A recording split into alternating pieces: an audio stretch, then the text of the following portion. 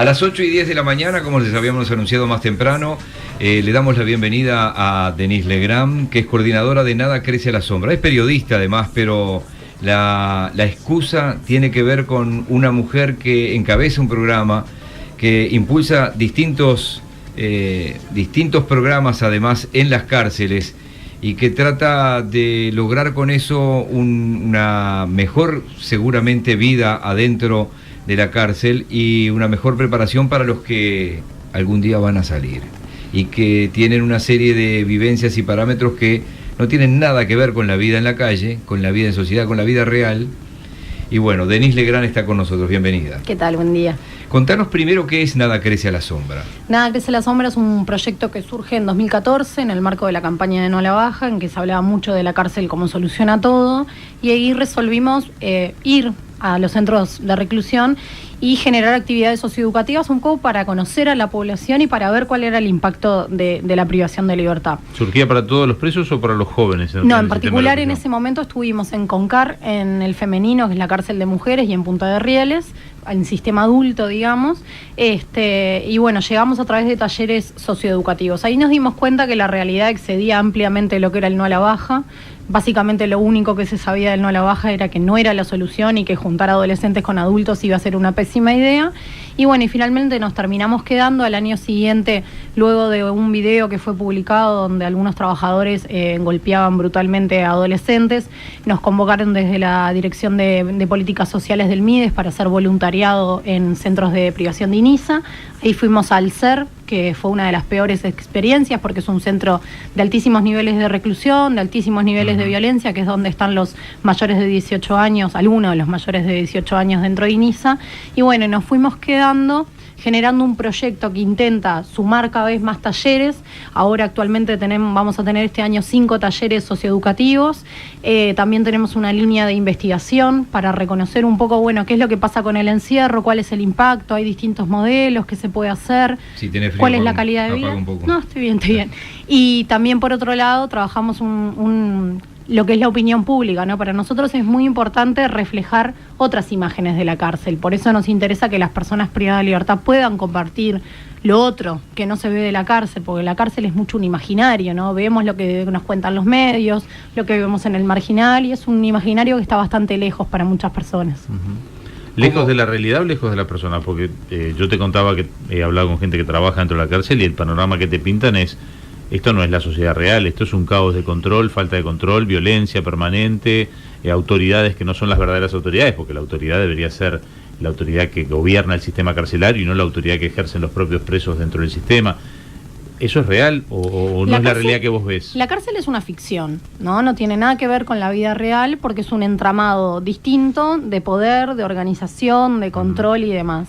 Ese entramado de poder está regido a través de la violencia, ¿no? Y muchas de las cosas que pasan en la cárcel es porque las personas que muchas veces afuera no necesariamente son violentas, delitos muy menores, por ejemplo, que ingresan a la cárcel, se ordenan en un determinado orden jerárquico. Sí, en o el se que vuelven violentas o no sobreviven. Exacto, porque en realidad en la cárcel hay que aprender a sobrevivir y hay que aprender a vivir preso. Y aprender a vivir preso es aprender a vivir a través de la violencia. Pero no sería más coherente, te estoy entendiendo el razonamiento, pero estamos diciendo lo mismo. ¿No sería más coherente que la autoridad hiciera que las cárceles respetaran el sistema social que vivimos en el exterior los ciudadanos comunes? Es que ahí hay que pensar justamente la reorganización de la cárcel de una forma integral, porque en realidad la cárcel no se parece en nada a la afuera, ¿no? Lo único que tiene en común la cárcel es que hay varones jóvenes pobres en la mayoría de la población, que los une el delito, los une una determinada marginalidad, que es la que intenta moldear la cárcel, que es la que probablemente llegó a cometer esos delitos. Entonces, para reorganizar hay que cambiar todo, desde el vamos, ¿no? Desde la organización de las celdas, desde la organización del encierro. Por ejemplo, hay altísimas horas de encierro dentro de la celda, no solo en adultos, también en adolescentes. Hay un estudio que salió hace muy poco de Diego Silva Valerio y otros académicos mostrando que los adolescentes tienen en promedio más de 18 horas de encierro. Esa no es la vida real. A veces dice muy vinculado a pastillaje que le dan las propias autoridades para calmarlos, otro tramo con vinculados a drogas que pero les interesan a los familiares. En la cárcel de mayores creo que no, eso era más eso para en los jóvenes, pero ella está hablando de los jóvenes. No, ahora. lo que habla de que el perfil de la cárcel es un joven pobre. Claro. No está hablando de adolescentes, que es donde en algún momento se habló. Capaz que hay, no creo que si hay 2 tipos para 600 presos, ¿qué pastillas le van a pasar? No, Sí, pero los hay... jóvenes, pues ellos están trabajando en el INISA con los menores No, que... ahora No. Ahora de INISA nos fuimos, Fuiste. estuvimos en 2015 y 2016, luego no pudimos seguir adelante porque no había demasiada voluntad política, y volvimos a centros de privación de adultos. Lo que sí, por ejemplo, la medicación psiquiátrica en la cárcel de mujeres es una cuestión súper extendida, de las 280 a 260 toman medicación psiquiátrica. Hay como muchas cuestiones que tratan de calmar esos cuerpos y en realidad es muy difícil calmar esos cuerpos cuando están con altísimos niveles de encierro y altísimos niveles de violencia. Entonces, bueno, hay que repensar desde el vamos para qué la cárcel y cómo está organizada hoy, porque hoy solamente genera más violencia. Dijiste una cosa clave ahí, no hay voluntad política, porque cuando escuchamos el otro día que 600 presos con determinado nivel alto de violencia tienen 2 policías de noche, es decir, está casi todo para hacer.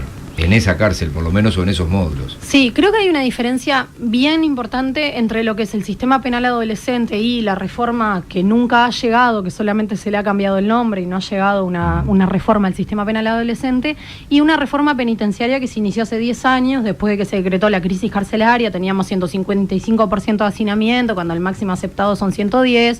Y muchas cuestiones que hubo una observación internacional muy fuerte del relator de la ONU contra la tortura. Fue durísimo. Fue durísimo. Nos comparó con Nigeria. Sí, y no quedó otra que generar una reforma masiva, que implicó, por ejemplo, voluntad política para dotar de recursos, los operadores civiles entrando masivamente. Se creó la cárcel de Punta de Rieles, la se primera, crearon ¿no? plazas nuevas para bajar el hacinamiento y establecía la reforma 2 cuestiones más, que era la mejora de la calidad de vida y las políticas de rehabilitación. Y ahí hay una cuestión que es bien importante, que la voluntad política excede al INR, que hace lo mejor que puede. El Instituto Nacional de Rehabilitación tiene gente muy capacitada que hace lo mejor que puede. No va solamente en esa institucionalidad ni en el Ministerio del Interior, es una cuestión que tiene que ser un acuerdo de todo el Estado, que hay que cooperar dentro de esos espacios, y de todo el sistema político. Ahora, el otro día escuchaba a alguien que estaba dentro del sistema carcelario a raíz de las declaraciones de Petit y decía, bueno, pero un 25% de los reclusos es rehabilitable. Cuando uno dice un 25% de los reclusos es rehabilitable, no sé si es una buena noticia, porque está diciendo que el 75% no lo es. Yo manejo otros números. Es la contracara, por eso la contracara que el 75% no. Ahora, vos que estás en esta realidad, ¿qué se puede hacer o qué están haciendo para la rehabilitación?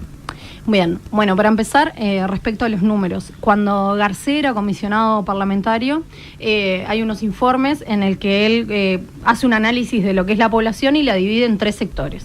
En una punta hay un 10% que son las personas que están por un delito eventual, una riña callejera, un accidente de tránsito. Ahí se dice que hay delito pero no hay delincuente, y esas personas difícilmente vuelvan a ingresar a las cárceles. En el otro extremo hay otro 10% que son las personas que tienen trayectorias delictivas mucho más gruesas, más de 10 antecedentes, y esas personas difícilmente puedan abandonar el sistema penitenciario. En el medio hay un 80% de la población, o sea, la inmensa mayoría, que quiere salir de la cárcel pero no sabe si puede lograrlo. Y sobre esas personas, las actividades socioeducativas, las propuestas socioeducativas y las propuestas que intenten reorganizar la vida, es sobre quienes pesará para que efectivamente no puedan volver a la cárcel. Hay un 60% de reincidencia, claramente de las 6.000 personas que salen al año, 4.000 vuelven. Hay claramente, es muy difícil. Sí, están hablando de 17 que son liberados por día, 13 van a reincidir. Esa era la cifra llevada al día, al cotidiano. Sí, la cuestión es también como... Hay varias cosas, pensando por ejemplo en el egreso y la reincidencia, que suele ser bastante inmediata al egreso. El egreso se trabaja desde el día 1 que una persona es privada de libertad. No es que una persona atraviesa, por ejemplo, un delito de rapiña, tiene 6 años más o menos. Se trabaja... Durante 5 años y pico se lo castiga, encerrado en una celda, no tiene demasiada vinculación ni con el afuera, ni con la sociedad, ni con nada que lo genere un hábito distinto al delito, y al final se generan algunas herramientas para algunos para intentar que bajen los niveles de reincidencia cuando sale, o sea, trabajar en el egreso. Es muy difícil, porque el egreso empieza en el día 1. El egreso empieza en el día de pensar, bueno, ¿cuál es el castigo que se imparte? Que obviamente hay que trabajar la responsabilidad del delito. No me queda claro, ¿cómo se está haciendo en Uruguay? ¿En Uruguay se hace los 5 años sin darle bola y el último año, o se hace desde el primer día? En Uruguay hay, por ejemplo, en adolescentes hay un programa que es el programa de egreso del INJU, que es un programa muy pequeño, que aborda una población pequeña, que debería ser extendido a todo el sistema, masivo, obviamente. Que se trabaja 6 meses antes y 2 meses antes, y 6 meses después al egreso. En adultos está la Dirección Nacional del Liberado, que recién el año pasado empezó a cambiar su institucionalidad y este año de alguna manera se le dotó de presupuesto, por ejemplo, más técnicos y propuestas. Está el Hogar del Liberado, por ejemplo, que está funcionando ahora, y también se trata de trabajar unos meses antes del egreso. En realidad, en lo que es el sistema penitenciario, de nuevo, lo importante es generar cambios en las trayectorias de vida desde el día 1. O sea, pero eso es una propuesta entonces, es una idea que debería trabajarse desde el día 1, no se trabaja desde el día 1. Claro, porque ahí es lo que hay que pensar, es para qué la cárcel. Si nosotros lo que queremos es pensar que la cárcel es para la profilaxis del delito, como originalmente, como dice la Constitución, digamos, bueno, la profilaxis del delito no se trabaja solamente cercano al egreso, se trabaja desde el día 1, claro. Se trabaja desde los hábitos de puesto de trabajo dentro de las cárceles, e importante también desde qué propuestas de calidad, porque por ejemplo, si se aplican propuestas de trabajo y las propuestas de trabajo no tienen derechos laborales, no se parecen a la afuera, tienen jornadas que no respetan las 8 horas y demás, es como muy difícil que después esas personas adquieran como un gusto por el trabajo, sí, que sí. Es difícil porque el mínimo hábito de nada. Nadie que es sometido va a querer dedicarse a ese sometimiento, y seguimos concibiendo que en realidad lo que hay que hacer es someter,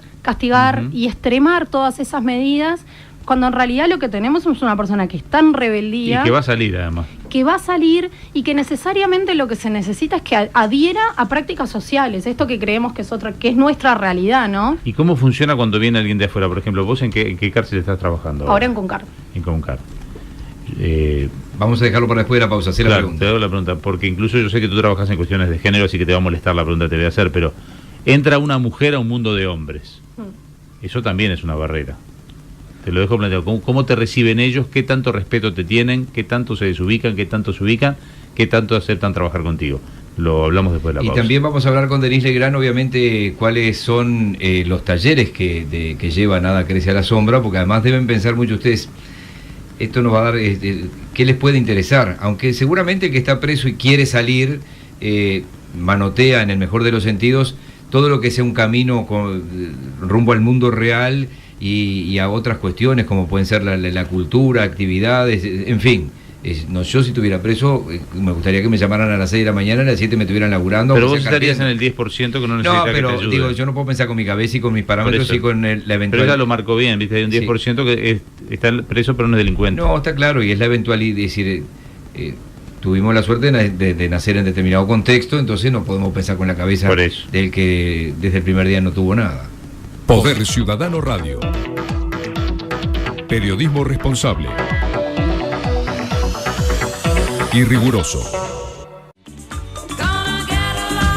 Las 8 de la mañana y 29 minutos. Hay algunos mensajes de ustedes que después vamos a compartirlos. Está con nosotros Denise Legrand, coordinadora de Nada Crece a la Sombra. Quiero hacer un paréntesis muy breve porque arrancamos tan rápido que yo quería preguntarte además quiénes son ustedes, cómo se financian. Era lo elemental para arrancar, pero bueno, arrancamos con acelerador a fondo.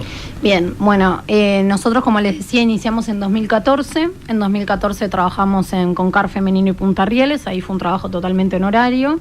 En 2015 estuvimos en el SER, también ahí estuvimos con talleres en ese momento. El primer año fueron talleres de rap, ya te contesto también lo de los talleres que decíamos. El primer año fueron talleres de rap y un equipo de investigación y de coordinación, eso fue honorario. En 2015 trabajamos con talleres de rap y huerta, el equipo de investigación y el equipo de coordinación también fue un trabajo honorario en el SER. En 2016 conseguimos una financiación que estuvo brindada a través de UNICEF, lo que era el programa de justicia e inclusión, las camionetas del Ministerio del Interior, porque recordemos que las cárceles son muy lejos y que el transporte público es muy difícil de acceder a esos lugares. Moverte, si no. Sí, por ejemplo, a la colonia Berro ingresan 3 COPSA por día. Entonces, bueno, es realmente difícil, hay que tomarse 2 copsas, uno a Suárez, otro a la Colonia, bueno. Y en 2017 también no hubo financiación de ningún tipo. Y en 2018 que generamos talleres de rap, de fútbol, de radio. Rap, fútbol, radio. ¿Y Huerta lo mantenían? Y Huerta, bien, Sí. rap, fútbol, radio y Huerta. Rap, fútbol y radio. Íbamos 3 veces por semana, todos los días que no hay visita, que es lo máximo que permite el CONCAR. En ese momento somos 30 personas trabajando, de las cuales 10 tenían un contrato de tallerista SAFRAL no renovable de 12 meses con el Ministerio del Interior, y las camionetas nuevamente. Entonces son 10 contratos del Ministerio del Interior de talleristas, que es por 40 horas semanales, 20.000 pesos nominales, o sea, hagan la cuenta de lo que se gana por hora, y el resto de las 20 personas es un trabajo honorario. Para este año también la idea es mantener 10 contratos que no pueden ser de las mismas personas, entonces hemos sumado algunos talleres y también el resto del trabajo es honorario. Y hay una discusión bien interesante alrededor de esto, porque hay como un achaque de que lo mejor es lo voluntario y demás. Nosotros creemos que hay que profesionalizar las herramientas de intervención. Sí. A nosotros también nos achacan esto de que ganamos plata, ¿no? De nuevo, 10 de las 30 personas ganan un sueldo mínimo, de nuevo 40 horas semanales, 20.000 pesos, hagan las 20.000 pesos nominales. Hay como una crítica a veces de otros colectivos, a veces del cuestionamiento social que existe siempre que una persona se dedica a hacer algo, ¿no? En Uruguay y en el mundo, pero en Uruguay en particular, siempre como la crítica a quien hace. Es que un programa en serio, si no le pagás a la gente que lo hace, sí, es literalmente es un voluntariado. Nosotros políticamente tenemos una definición de que no creemos que el voluntariado sea la opción para sostener las intervenciones en los contextos más críticos, con las poblaciones más críticas y en horarios que además impiden que las personas trabajen. Por ejemplo, nosotros trabajamos, como les decía, todos los días que no hay visita, que son los días que se puede ingresar a la cárcel con propuestas, lunes, miércoles y viernes, de 9 de la mañana a 3 de la tarde. Eso impide que muchas de estas personas tengan otro trabajo para empezar, sí, por ejemplo. Entonces, y también hay una cuestión que las intervenciones en los contextos críticos no pueden depender de la buena voluntad. Porque las personas se cansan, porque el contexto es hostil y además también porque lo que necesitamos es profesionales trabajando. Eso es mi pregunta que te había dejado planteada antes de la pausa, porque, digamos, yo he ido a la Colonia Berro por trabajo, he ido al CONCAR por trabajo. La verdad que son ambientes en los que uno no se siente cómodo. Yo fui hace años, iban a hacer El Herrero y la Muerte interpretado por los propios reclusos y estuve en el CONCAR, fuimos a hacer la previa, después fuimos a filmar la función. Es decir, yo estaba en ese momento en Canal 10 en Caleidoscopio, había ido a la Colonia Berro un par de veces también a hacer informes. La verdad que uno no se siente cómodo allí. Y yo recuerdo haber ido con Julio Biurrum y para el trabajo previo nos pusieron a policía. Nosotros llegamos y íbamos a hacer filmación nada más y nos pusieron 5 o 6 que Julio en broma, el cameraman le decía, nos pusieron los masajistas, porque eran con palos, con cosas, uno se sentía como... Entonces por eso te traslado la pregunta que te hice, porque cuando uno ingresa como periodista a veces te ponen una seguridad que decís, pero pará, tan grave es la cosa. No sé cómo es la visita de cárceles de los jueces, me imagino que también tendrán una cuestión importante. ¿Cómo trabajan ustedes? Porque además vos estás en un mundo de hombres y sos una mujer joven. Entonces, ¿cómo es la relación? ¿Cómo son los miedos que sentís vos? ¿Qué tanto te cansa esa relación con los reclusos? Viste que allá, nosotros cuando estuvimos todos eran buenos, todos no habían matado a nadie, no habían hecho ningún delito, eso pasa en las todos se portaban bien. Eso te lo advierten los guardias con ellos. Entonces era todo, pero las miradas y a veces los gestos, ¿viste? A veces hay portación de cara, yo lamento decirlo, pero yo soy de los que los mirá y decís, este tipo, me lo encuentro en la esquina, curso de vereda. ¿Qué te pasa a vos en eso que te estoy contando hoy? Bien, me gustaría retomar un poquito lo que estaba diciendo y ya te contesto eso, que además me tocaste el botón en la tanda pasada. Justamente las intervenciones pedagógicas en contexto de encierro deben ser de niveles de profesionalidad y deben ser personas formadas, deben ser bien pagas, deben tener los derechos sociales básicos, ¿no? Y pongo un ejemplo, nosotros de nuevo, 10 personas reciben un salario y tienen derechos sociales básicos, un contrato tallerista SAFRAL que no plantea ni aguinaldo ni ninguno de los derechos sociales que tienen todos los que van a trabajar todos los días a otros lugares. Lo que es ley laboral. Lo que son las leyes laborales básicas. Y por ejemplo, un compañero en un taller se rompió una rodilla y ahora se está atendiendo en el Banco Seguros. Si hubiera sido otro de los compañeros que no percibe un salario y que no tiene vinculación, no tiene la atención. Y ahí es un contexto viendo un accidente que podría ser un accidente laboral cualquiera, ¿no? La cárcel o los entornos que son conflictivos pueden plantear accidentes laborales mucho más fuertes. ¿Y qué pasa también de por qué es necesario pensar las propuestas pedagógicas como propuestas profesionales y rentadas de alguna manera? Porque si no, las propuestas que pueden sostenerse en la cárcel son las iglesias. Y las iglesias dentro de las cárceles hacen un muy buen aporte porque despiertan la fe.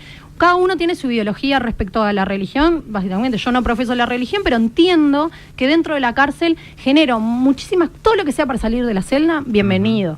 Por eso te decía, manotean lo que haya. Y ahí también en lo que haya, muchas veces cuando lo que haya es que quiere ser una propuesta profesional, pedagógica, que intente mantenerse en el tiempo y generar capacitación, es muy difícil de sostener.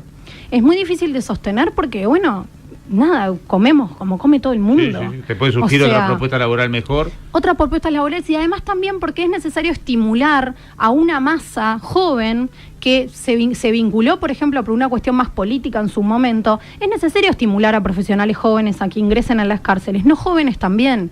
Por ejemplo, también una de las cosas que pasó, y ahí sí me voy a la pregunta que hacías, ya no es un mundo de hombres. La entrada masiva de población civil a trabajar a la cárcel, básicamente desde la reforma carcelaria que creó la figura de operadores civiles, generó la entrada masiva de mujeres. La feminización de la fuerza del trabajo es una realidad en las cárceles. Dentro de las cárceles. ¿De hombres?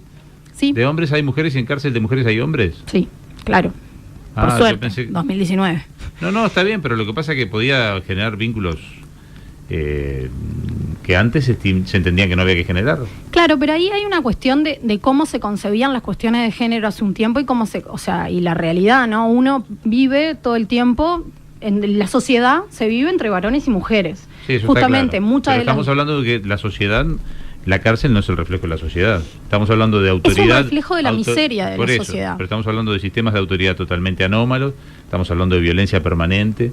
Entonces yo te planteaba, es un riesgo. Yo lo sigo viendo, podemos no estar de acuerdo. Yo lo sigo viendo como un riesgo o un plus que vos entres al CONCAR.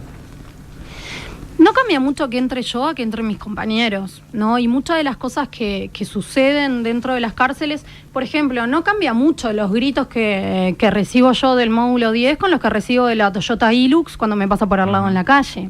Las cuestiones, por ejemplo, asociadas particularmente al acoso callejero, que bueno, la cárcel también tiene sus calles, sucede en la distancia, se bloquea cuando hay un vínculo, pero de nuevo, es la misma la Toyota Hilux que te pasa por al lado, el tipo de traje que te grita una estupidez. No cambia, porque la guarangada asociada a la masculinidad y la violencia asociada a la masculinidad en eso está igual, no cambia, sí, está igual.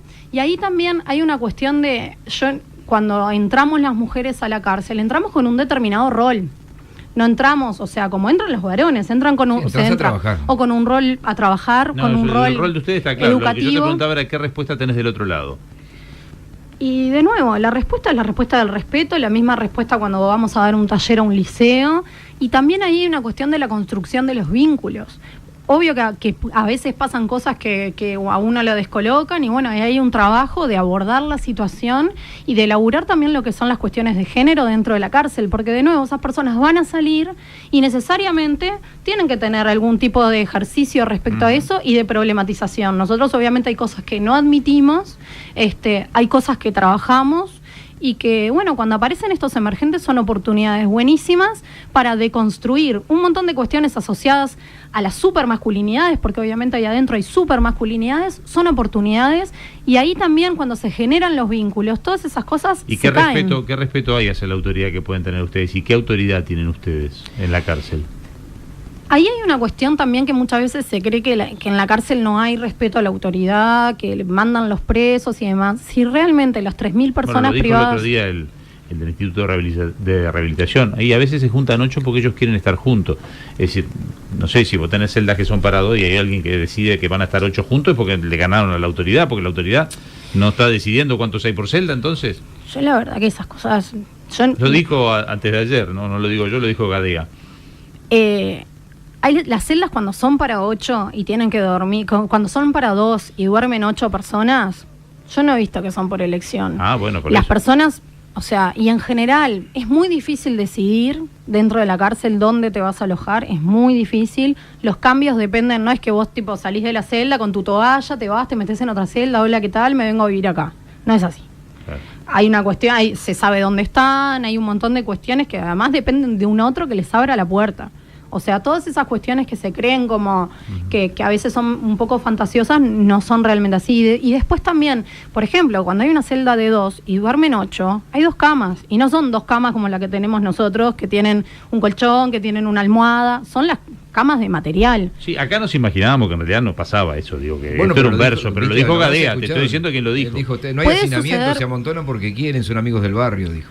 Puede suceder que haya algunos espacios de algunos centros de privación de libertad que efectivamente suceda eso, yo desconozco. En particular, en el CONCAR, que es donde nosotros trabajamos, hay niveles de hacinamiento en módulos particulares, que es el caso del módulo 8, por ejemplo, el caso ahora del módulo 10 que está excedido para su capacidad. Y en realidad no es que se decidan esas cosas. Uno no elige vivir en la miseria absoluta. Uno no elige vivir a través de la violencia. También uno se adapta al contexto. Claro. Y ahí si efectivamente lo que está pasando es que en una celda de 2 quieren ir 8 personas porque se conocen del barrio, lo que sea, si efectivamente es así, eso es donde hay que trabajar. Porque hay una construcción de que esa es la forma en que hay que vivir. Y no, si hay 2 camas, hay 2 camas. Y de nuevo, las camas, cuando uno piensa en el significante cama, no es la cama que tenemos nosotros. Espacio, es un pedazo de hormigón en el que, en general, duermen las personas en el piso, en el que el baño está ahí metido, en el que el saneamiento es bajísimo, en el que también duermen con ratas. O sea, las condiciones son brutalmente hostiles y esas son las cosas que hay que cambiar. Y si efectivamente hay una voluntad de las personas de vivir así, bueno, eso es lo que tenemos que trabajar. ¿Cuánta gente se acerca a los talleres? Ustedes plantean, por ejemplo, el taller de rap. ¿Es abierto a mucha gente, a los que quieran venir? ¿Es limitado, es por cupos? ¿Se selecciona a los que pueden venir? ¿Cómo funciona? Bueno, el año pasado trabajamos en el módulo 8, que es el módulo más conflictivo y de mayores niveles de encierro del CONCAR, en el módulo 10, que es el módulo asociado al polo industrial, que es de donde salieron los videos, por ejemplo, la semana pasada, y con las mujeres trans privadas de libertad que están en el CONCAR. Con las mujeres trans en el módulo LGBT, digamos, fue una propuesta abierta porque son pocas, son más o menos entre 10 y 15, bueno, van variando también, en general hay altas reincidencias en esa población y demás, ahí es un cupo abierto. En el módulo 8 hay 600 personas, claramente no puede ser un cupo abierto, se establecieron inicialmente 2 grupos de 30 personas porque para el INR era muy importante fortalecer el lugar que peor estaba. Y por eso fuimos con una propuesta para ese lugar y fue realmente difícil llenar. Allí estuvimos con talleres de rap, de fútbol y de radio. Ahí fue muy difícil completar los cupos por distintos motivos, las personas no se pueden cruzar, no se les abre la puerta, etcétera, etcétera, etcétera. No llegamos a cumplir ese cupo y terminamos con un grupo más pequeño y ahí fue que resolvimos trabajar en el módulo 10 y ahí trabajamos con unas 30 personas que sostuvieron la propuesta y demás.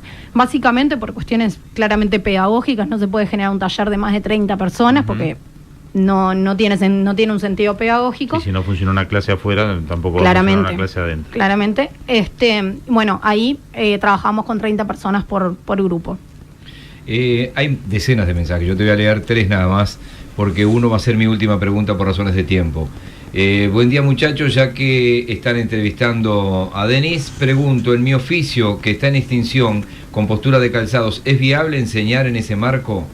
Ya vamos quedando pocos en este oficio, gracias. ¿Será que se puede implementar de forma segura? Dice Quique el zapatero, que le pasamos el chivo, es un zapatero remendón que está acá en Roxlo, casi Constituyente, por ahí yo no he pasado por ahí, pero sé que está por ahí. Después otro dice, buen día gente, aplausos para Denis por su labor, ojalá hubiera 10 como ellas. Yo estoy de acuerdo con el tema de los celulares, pero para llegar a aplicarlo hay que cambiar 1.000.000 de cosas antes. Saludos Fernando, o sea que vamos a ir a ese tema en un momentito, lo considera inviable. Y también hay gente que dice, ¿cómo defiende los precios esa invitada? Dice Ana de Sayago. Acá por ejemplo el mensaje te dice, pregunta, ¿le parece que se puede corregir una persona que robó o mató? ¿La podés corregir a ese que tuvo esa enseñanza desde su nacimiento? Otro dice, bueno, una genia, la chica Denis, se nota su profesionalismo. Agustín dice esto. amigos. Vio tu foto en Twitter y ya, viste, manda una galantería ahí. Sí, para que vean que la pelotudez no solamente de las cárceles, sino que las Toyota Hilux y las personas que tienen acceso a las redes sociales también. Hola amigos, podrán decir otra vez cómo podemos escuchar a Sayana Tenista. Bueno, no, acá se me mezclan algunos con otros temas. Bien, vamos al tema celulares que lo tiró Gadea el otro día. Bien, capaz que me gustaría responder lo del zapatero, sí. de Quique. Ahí me parece que es súper interesante de cómo las cosas, cuando hablamos de la cárcel, hay muchas personas que saben de algo y lo quieren compartir, y efectivamente la cárcel, más allá de que sea una institución que está lejos, que parece un montón de cuestiones en el imaginario, es un lugar que recibe propuestas, que las personas que están privadas de libertad reciben propuestas con muchísimo gusto y que son espacios seguros para desarrollar. Me interesa justamente en esto, ¿no? También trayendo las cuestiones de género y las cuestiones de trabajo. Nosotros trabajamos hace 5 años, no tenemos muchas veces guardia de seguridad cerca porque, bueno, las cárceles claramente hay poca población trabajando muchas veces en materia de seguridad, y en realidad no es que no lo tenemos porque nada, nos descuidan, no lo tenemos porque generamos un espacio en el que efectivamente se puede prescindir de muchas veces cuestiones de seguridad que una vez se imagina dentro de las cárceles, obviamente tomando los recaudos necesarios, ¿no? Pero son espacios que reciben propuestas, este tipo de iniciativas que las personas piensen, bueno, yo tengo una propuesta, sé un determinado oficio, lo puedo compartir, claro que es bien recibido dentro de la cárcel. ¿Y dónde tendría que golpear, por ejemplo? Bueno, ahí básicamente la Subdirección Técnica Nacional del INR, que funciona en Cerrito y Misiones, o a través, se puede llamar por teléfono también, el 152, este es el teléfono básicamente de ahí, y bueno, y acercarse también, así como se acerca muchísima gente. Y de nuevo, no tienen por qué ser propuestas a largo plazo, pueden ser propuestas en el corto plazo que se establezcan. 6 meses a enseñar esto. Y obviamente no puede entrar cualquier cosa porque claro que tiene algunas condiciones de seguridad, de contexto y demás, pero siempre se pueden recibir propuestas, y sí, nosotros nos pasa que recibimos un montón de mensajes de personas con ganas de sumarse, y bueno, y de nuevo, nosotros trabajamos en una idea como profesional de la intervención, y no es una cuestión caprichosa, ni es una cuestión de que vamos a ser millonarios con esto. De nuevo, todos ganaríamos mucho más plata trabajando de otra cosa. ¿Vos estás en esto desde hace cuánto? Desde 2014. 2014. Sí, quedó pendiente ahí lo de los celulares, ¿no? Para no irnos a otros temas, si no, vamos a... No, está bien. Volvemos a los celulares. Sí, te digo personalmente, a nosotros dos nos pareció descabellada en el contexto actual, porque es imposible soñar con un monitoreo de 10.000 teléfonos para hacer una caricatura que lleve agua para nuestro molino, obviamente. ¿Cuál es tu opinión con respecto a eso? También Gadea fue el que lo tiró el otro día. La información que yo logré, yo trabajo también en BTV Noticias, algunos desde la inteligencia policial, que obviamente no hablarían nunca, los tomó por sorpresa y les pareció una idea descabellada. Altos mandos policiales que no han hablado públicamente. Claro, a mí lo que me parece como raro es que esto nos parezca como una cosa nueva, ¿no? Los celulares en las cárceles están sumamente extendidos, todos, están prohibidos, pero todos o casi todas, están prohibidos en algunos lugares. Por ejemplo, en la cárcel de Punta de Rieles los celulares son legales, y eso no ha significado una vinculación con el delito, y de nuevo es la cárcel que en resultados es la que mejor resultados da. Sí, es típicamente una cárcel modelo donde todos trabajan.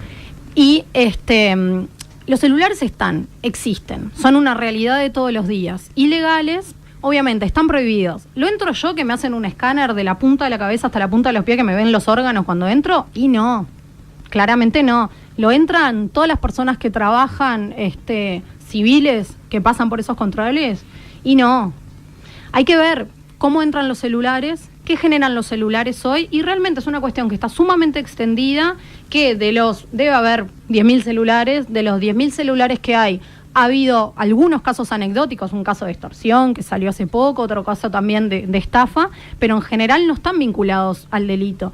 Y así como en algún momento se dio la discusión de la inclusión de teléfonos públicos, que hay teléfonos públicos, hay todavía teléfonos públicos que, de nuevo, ¿no? Un teléfono público para 600 personas es muy difícil, y 600 personas que necesitan que la saquen de la celda. No es que vos vas y agarrás el teléfono.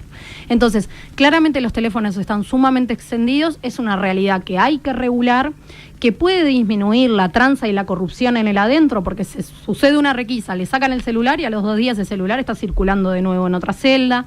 Y también hay que pensar cuáles son las propuestas que pueden bajar las tensiones. Parar esa corrupción policial que estás denunciando, sin decirlo, gigantesca. Si hay 10.000 teléfonos, hay una corrupción policial que se caen a pedazos. Sí, la cuestión en las cárceles es que hay muchas cosas que son prohibidas, o sea, el tema de las drogas, el tema de las armas, y que a través de la prohibición no se ha logrado combatir. Obviamente hay una diferencia enorme entre un arma y un celular. Obvio. Entonces, si el celular, por ejemplo, efectivamente, la comunicación con el afuera, efectivamente puede disminuir la tensión, porque uno puede estar en contacto con la familia, puede hacer, por ejemplo, que esas personas que están ausentes de su familia estén en contacto con sus hijos. En Uruguay hay 15.000 niñas y niños con madres o padres en situación de privación de libertad, ¿no? Niñas y niños que se crían con una imagen adulta en cautiverio. Si puede generar eso, si puede a su vez generar muchísimas cosas que pueden ser positivas, ¿no? Esto, bajar la violencia, dejar un montón, dejar la ilegalidad, porque dejar la ilegalidad también es una señal. Sí, si pero todo con eso, estos márgenes de corrupción y con estos márgenes de falta de autoridad, yo tengo información de lo que son las extorsiones en la cárcel, que han luchado, tratado, de lo que pasa que después nadie declara. Los celulares de los capos de la cárcel, que son unos cuantos, los que pegan más fuerte, se los van a terminar comprando los parientes de los otros reclusos que están metidos adentro. Sí, pero la recarga del celular o la cuota mensual del celular la van a pagar los parientes de los reclusos que van a ser extorsionados dentro de la cárcel. Eso funciona así en la cárcel. Esas cosas, ahí sí funciona. De nuevo, la cárcel es un todo muy amplio. Claramente, obviamente, son 10.000 personas que cometieron delitos, son 10.000 personas que están conectadas de alguna manera con la ilegalidad, pero justamente lo que se quiere es generar afiliación social. Entonces, si lo que se quiere es generar afiliación social y hay un registro de celulares, hay un control de esos celulares, puede ser muy, muy beneficioso. Y a su vez también, pensemos que está el guardián. Se pagaron millonadas por el guardián. El guardián no controla tantos celulares y no controla WhatsApp, por ejemplo. Todo lo que es WhatsApp no te lo controla. Pero, por ejemplo, legalizar los celulares en Punta Rieles, por ejemplo, no es que está legalizado cualquier celular. Se permite tener un determinado tipo de celular. Hay un montón de cuestiones de control que dejar de negar la realidad es parte de mejorar el control. Entonces, la realidad actual es que hay muchísimos celulares, está sumamente extendido y eso no necesariamente tiene que ver con el delito. A mí, y te escuché, me pareció casi todo correcto y opino casi igual que vos, pero me parece que lo primero que hay que reconocer es que hay que cambiar el sistema carcelario en serio, ¿no? Que fue como arrancaste. Que es como arrancaste. Sí. Esto que tenemos, porque si le seguimos agregando remiendos a esta falta de control, falta de autoridad y disfuncionalidad interna que tienen las cárceles, no vamos a tener una solución correcta de las cárceles. Yo creo que acá hay que borrar y empezar de cero. Yo siempre me pregunto por qué no hay cámara funcionando dentro de las cárceles. Porque resulta que acá le pegan a un recluso, lo violan a un recluso, lo extorsionan a un recluso, y si al recluso no denuncia, que obviamente no puede denunciar, porque esto como pasa en los barrios, pasó en Casaballe, pasa en Gruta de Lourdes, los vecinos no denuncian al ladrón porque saben que lo que van a lograr es que el ladrón venga y les pegue de vuelta y más fuerte. Yo no sé cómo la autoridad no es la que dice, no necesito tu testimonio, yo vi que te pegó, este te pegó, hizo esta cosa. Digo, me parece que parece tan de perogrullo algunos cambios. Yo no sé vos que estás adentro, si no notás que hay cosas que te preguntarás 1000 veces, ¿y esto cómo no lo cambian y por qué no lo cambian? Sí, bueno, justamente en realidad para generar un cambio en la cárcel, que lo que dice Petit es que no se necesita una reforma, sino una revolución de las cárceles, se necesita discutir de política y se necesita discutir de algunas políticas que muchas veces en el afuera generan como una alarma pública, ¿no? El tema de los celulares es un tema clarísimo, ¿no? Se habla de regular los celulares existentes, ¿no? Pasar un mecanismo de control de los celulares. Es mucho mejor regular los celulares que existen que dejar de negar una realidad. Y eso muchas veces va a ser muy difícil cambiar el sistema carcelario si no hay un debate serio, que no sea de remienda, si no hay un debate serio alrededor de qué es lo que hay que cambiar, si no hay si el afuera deja de tensionar tanto muchas cosas, porque mucho de lo que pasa en el adentro es producto de esa tensión entre el adentro y el afuera, ¿no? Lo que decimos afuera, ¿no? Hay que matarlos a todos, que no tengan celulares, que todo eso se traduce en que las cárceles no pueden generar un cambio. Y otra cosa muy importante es que tiene que haber un acuerdo interpartidario. Ningún partido político se va a jugar la camiseta en decir, bueno, yo voy a hacer un cambio, porque eso significa inversión. Menos este año. Mucho menos este año. No tocan nada. Menos significa inversión, significa acuerdos y significa también tomar algunos riesgos. Y siempre se puede ir para atrás. Y de nuevo, una de las cárceles que tomó riesgos fue la cárcel de Punta de Rieles. O también, por ejemplo, en la unidad 20 en Salto, gran parte de la población sale a trabajar afuera. Bueno, habían hablado de hacer cárceles más chicos y otra vez ahora lo que tercerizaron esto es enorme. Sí, no, nadie había Entonces, hablado. Es decir, la idea era que hay que hacer cárcel. No, la idea no, internacionalmente Bueno, por se eso recomienda cárcel y se hizo una de... Y se hizo una de 2000 plazas.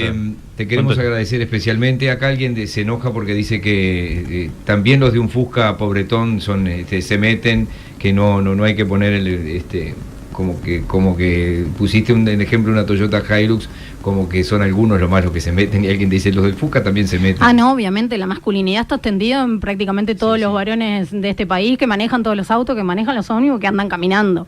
Claramente estoy llevando al extremo porque estábamos comparando a los presos como personas que generaban acoso callejero. Todas las clases sociales tienen acoso callejero y la violencia de género está sumamente extendida. Sí, lo que yo quería terminar por ahí justamente, que en año electoral nadie va a proponer lo que hay que proponer. Hay que hacer una inversión millonaria en dólares. Hay quien habla de 400 millones de dólares y nadie lo va a hacer este año. Esto sin política de Estado no se sale, obviamente.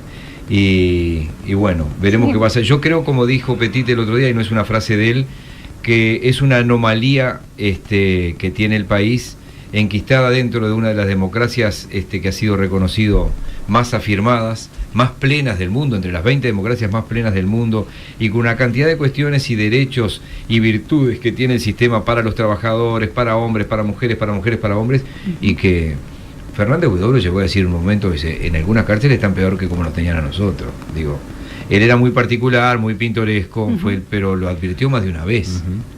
Sí, bueno, en realidad, para terminar, y esto muchas veces se cree que cuando los que trabajamos en contexto de encierro lo que queremos en realidad es defender a las personas que cometen delitos, y no, lo que se está trabajando es por la seguridad. Esto son políticas de seguridad. Entonces, si la seguridad efectivamente es el problema que más preocupa a los uruguayos, que lo es, bueno, hay que trabajar las cárceles, y trabajar las cárceles significa cambiar el modelo, porque el modelo actual de 6.000 personas, entran 6.000 personas, salen 6.000 personas, y todo eso genera inseguridad. Esa es la inseguridad que vemos en la calle. 4.000 vuelven a cometer delitos. Claro. Entonces, no estamos solamente trabajando desde un paradigma de que creemos que no hay que torturar más a las personas de lo que son torturadas, sino que en realidad lo que estamos trabajando es en pos de la seguridad. No, y además en la nota, alguno puede malinterpretar, vos no estás en el sistema carcelario, vos estás haciendo un aporte al sistema. Sí, un aporte positivo, digo, pues si no la ponemos en culpable a ella, todo lo mal que sale de la cárcel no es la intención. Con todo el respeto, que entendió eso, el que entendió eso sabe que no está haciendo eso. Por eso, el que entendió eso, que vos decís... Alguien que va 3-4 años a trabajar voluntariamente para tratar de... O no voluntariamente, que fuera pago... No está de acuerdo en todo o en nada, pero hace algo que estás apoyando. Es decir, la rehabilitación, indudablemente. Sí, en realidad principalmente me parece que la cuestión de la violencia, que está muy exacerbada, muchas veces, muchas de las personas que piden mayor seguridad y menos violencia son los mismos que dicen hay que matarlos a todos, claro, y que tienen también una violencia entendible. El 965 dice comprémosle colchones de agua, dejate de joder. No, tengámoslos encerrados 22 horas por día, es decir, que se bañen con agua fría, que vivan entre la mierda, entonces después cuando salgan van a salir tan contentos que no van a delinquir más. Digo, la Constitución no se cumple, es obvio. Sí, porque además la reclusión no es una tortura, esto no tiene que ver con tortura, esto es reclusión. Y bueno, está en la Constitución, nos pueden servir de martillo. Y es para rehabilitar. Son políticas de seguridad. Nosotros no podemos someter a las personas a altísimos niveles de castigo, altísimos niveles de violencia, y además siempre llevándolo al ridículo. Tampoco estamos hablando de seguridad. Lo que se está hablando es de condiciones mínimas que generen garantías de que las personas no las maten adentro, que las personas no salgan con ganas de seguir delinquiendo, y todo eso depende de cómo los tratemos en el adentro, porque la cárcel es un enorme paréntesis que genera un antes y un después, y todo lo que pasa en ese paréntesis es determinante de una vez y para siempre. Por ejemplo, Mariela dice que loco todo lo que dice esta chica, el pichi no quiere ni a la madre, los celulares son para controlar el negocio afuera, qué ilusa, Dios mío. Bueno, en fin, son opiniones que llegan. Te agradecemos enormemente. Es Denise Legrand que ha estado con nosotros, y bueno, mis respetos a quienes se meten a un mundo que no es el más cómodo, que no es el que te va a permitir ganar una fortuna, y que todos los días con muchísimos aciertos y tal vez con algunos errores tratan de hacer algo y no solo de hablar, que es el caso nuestro. Para terminar y agradecer el espacio. El caso nuestro es que nosotros hablamos nomás. Bueno, hablar también alimenta mucho las discusiones, es importante dar discusiones desde el respeto, y también la política se hace en el territorio, no se hace ladrando en redes sociales. Entonces, bueno, también hay que empezar a reflexionar de cuánta violencia uno genera y cuánto también hay un sistema político que responde a esa violencia. Entonces, para tomar riesgos y para mejorar la seguridad en Uruguay, necesariamente hay que abordar las cárceles. Gracias. Poder Ciudadano Radio, indispensable para poder opinar.